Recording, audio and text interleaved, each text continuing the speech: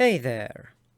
In my latest devlog, among other things, I added some spy gadgets to my game, because Strike of Deception is an espionage-themed platformer.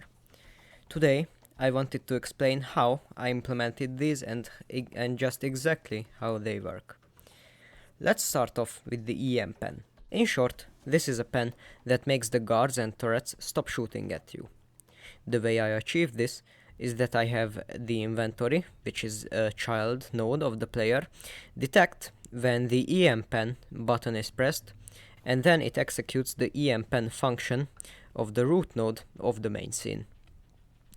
What this EM pen function does is that it goes over all of the stages, which are the children of the root node, and sets the alerted variable to false. An important thing to mention is that I got the stages through their names, and because the game pre-generates these, so they are not in the scene when I look at them in the editor, their names all had weird numbers behind them.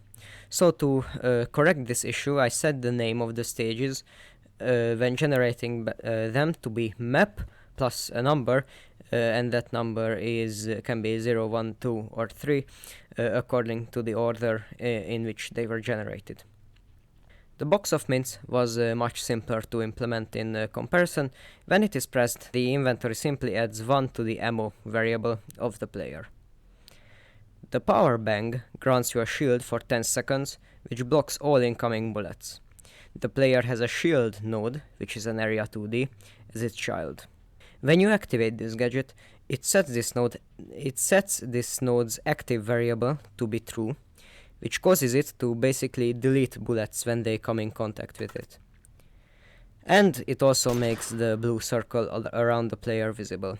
This process also starts a 10-second timer, which deactivates the shield when it runs out. The green pills grant you a speed and a jump boost for 10 seconds. They work similarly to the power bang.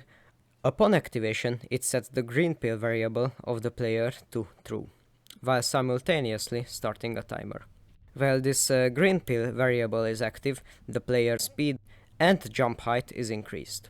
When the timer runs out, the green pill variable is set to false, and therefore the speed of the player and, of course, the jump height of the player returns to normal.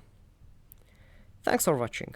If you enjoy this more informative type video, then make sure to show it by liking and subscribing, and also maybe leaving a comment.